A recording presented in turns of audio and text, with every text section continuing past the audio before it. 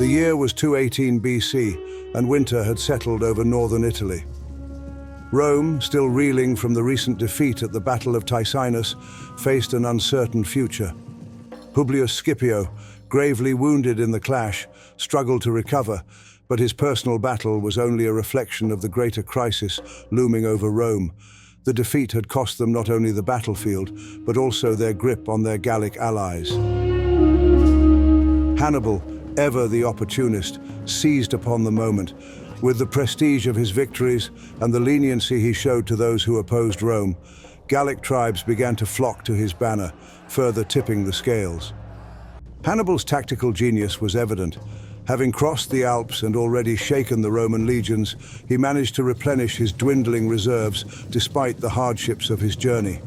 Rome's enemies were rallying, and Scipio, now isolated in hostile territory, was forced to retreat. By mid-December, the situation became more complex as Scipio's forces were joined by those of the aggressive and eager consul, Tiberius Sempronius Longus. Longus, known for his impetuous nature, was eager for battle. He saw a chance for glory before his term ended and relished the opportunity to confront Hannibal. The stage was set for a decisive confrontation, and the Roman legions camped along the banks of the Trebia River.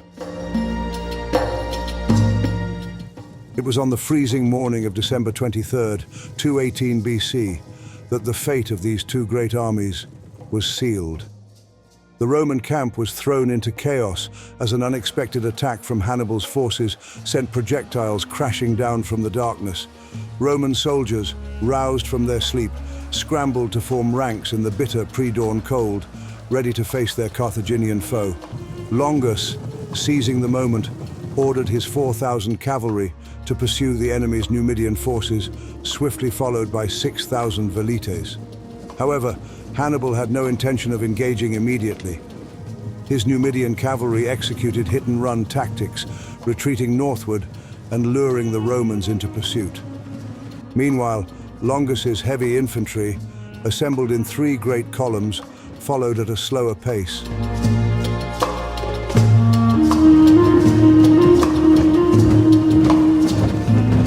As Longus's army crossed the freezing Trebia River, drenched and exhausted, the well-rested and well-fed Carthaginian troops began to take the field.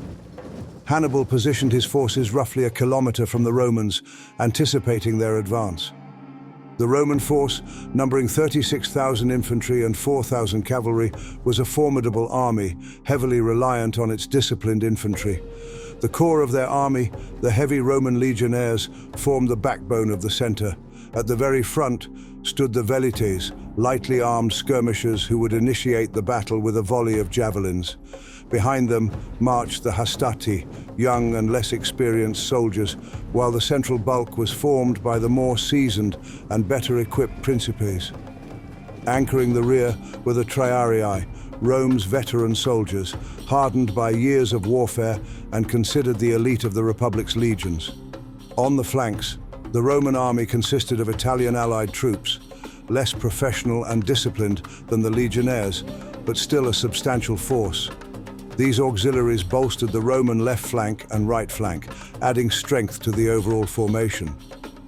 Despite their numbers, the Roman cavalry, split between the two wings, was not regarded as highly effective, with their forces being smaller and less experienced than those of their adversary.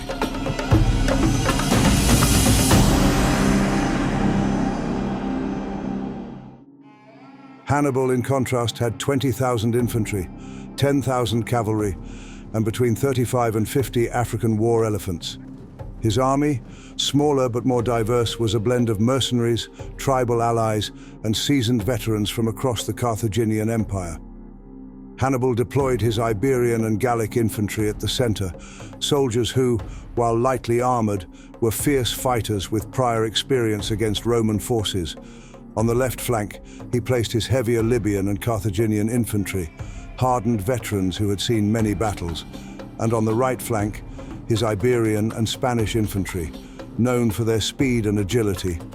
The flanks were further reinforced by African war elephants, positioned to strike fear into the Roman lines and disrupt their cavalry. To the right flank, Hannibal stationed his Iberian and Gallic cavalry, widely regarded as the best riders in Iberia and Gaul. On the left flank, the swift and versatile Numidian cavalry, famous across North Africa for their skill and agility, were positioned to harass and outmaneuver the Roman forces. Although the Romans held a numerical advantage in infantry, Hannibal's superior cavalry and war elephants, combined with his tactical brilliance, would be key factors in the battle that was about to unfold. The morning air hung heavy with mist as the Roman and Carthaginian skirmishers advanced into no man's land, each side poised for battle. The tension was palpable as Hannibal's Balearic slingers took position, their practiced hands launching deadly stones into the Roman ranks. The Roman velites, already drained from earlier clashes with the Numidian cavalry, struggled to respond. Their javelins, once their most trusted weapon, were nearly spent. As the slingers' precise volleys rained down, the velites faltered, retreating behind the safety of the Roman legions. The brief calm that followed was shattered by the deafening roar of thousands of Roman soldiers surging forward. Consul Longus, brimming with confidence in his heavy infantry, ordered a full frontal attack. The legions, with shields locked and swords drawn, slammed into Hannibal's lines with the force of a tidal wave.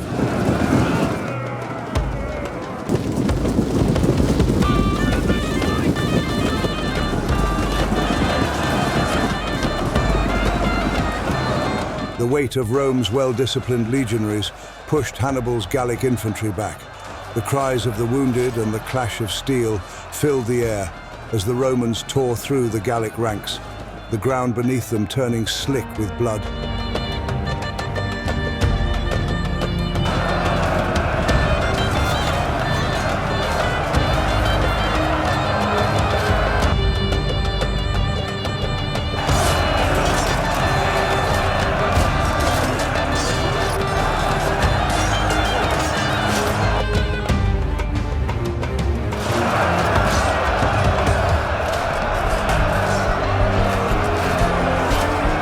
For a moment, it seemed that Rome might have the upper hand, but Hannibal, ever the master tactician, was not finished.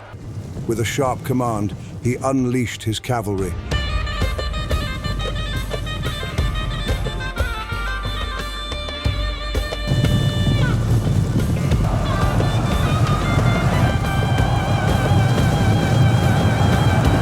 On the flanks, the earth rumbled as Carthage's formidable war elephants, massive beasts clad in armor, charged toward the Roman cavalry.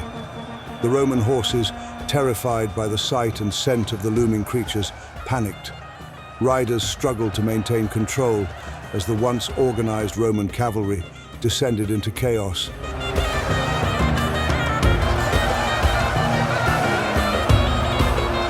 Yet in the midst of this pandemonium, Roman velites, specially trained to deal with such threats, darted forward. With precision born from experience, they hurled javelins at the elephants, their weapons finding weak points in the creatures' thick hides. One by one, the elephants bellowed in pain, collapsing in their tracks. But even as the beasts fell, the battle raged on. The elite Numidian cavalry, swift and unrelenting, swept across the battlefield. Their curved swords gleamed in the pale morning light as they cut down the remaining Roman cavalry, leaving the flanks exposed. In the center, the battle was becoming desperate for Hannibal. The Roman infantry continued to press forward, and his Gallic center was on the verge of collapsing entirely. Roman legionaries hacked through the enemy ranks, seemingly unstoppable as they advanced deeper into Carthaginian lines. It appeared that Hannibal's forces were being cut down, and the battle would soon be lost. The Romans, driven by the promise of victory, pressed ever forward, unaware of the trap that awaited them. What they did not see, what only Hannibal knew, was the ambush that lay in wait. The night before, Hannibal had scoured the battlefield, planning for this very moment. Hidden in a dry riverbed, 2,000 of his finest troops lay in silence, waiting for the signal. And now, as the Roman flanks crumbled and their cavalry fled, that signal came. With a sudden and terrifying roar, Hannibal's hidden soldiers burst forth from the ravine. They swept down upon the unsuspecting Romans like a tide of death, striking their exposed flanks and rear.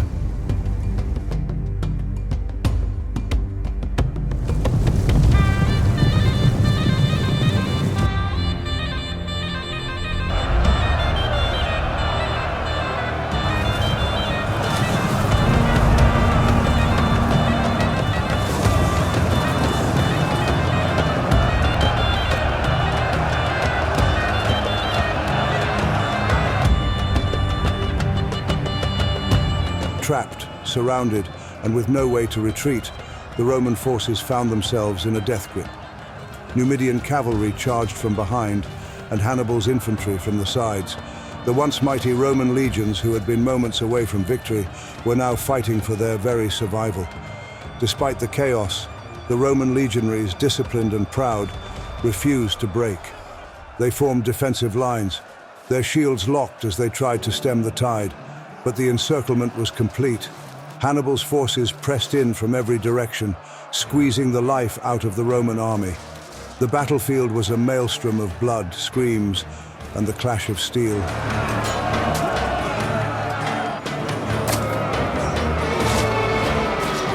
Realizing the futility of their situation, the Roman legions in the center began an organized retreat. Step by step, they fought their way back across the freezing waters of the Trebia River, the cold biting at their exposed flesh. They retreated toward Placentia, battered and broken, but still clinging to the remnants of their discipline. As they pulled back, the full scale of the disaster became clear. Over 28,000 Roman soldiers lay dead or dying on the field. In contrast, Hannibal had lost only a fraction of his army, between 3,000 and 5,000.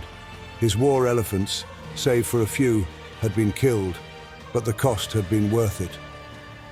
The Battle of Trebia was a devastating blow to Rome. Hannibal, the mastermind behind the trap, had once again proven his genius. The Romans, for all their strength and bravery, had been outwitted by a man whose mind was as dangerous as his sword. Following Hannibal's decisive victory at the Trebia, Rome was thrown into disarray.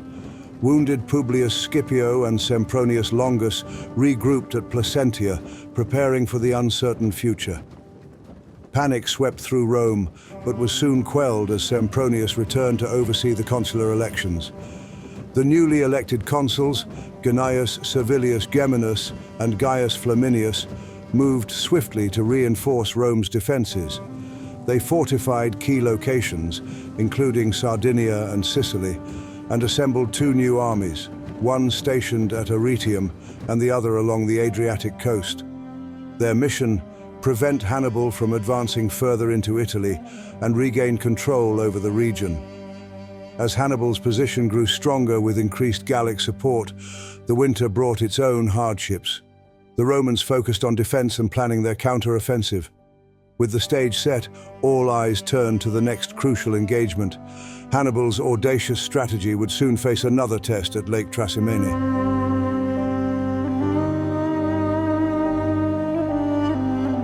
On this channel, we are putting together narrative historical cinematic battles. Make sure to subscribe and thank you for watching. See you on the next one.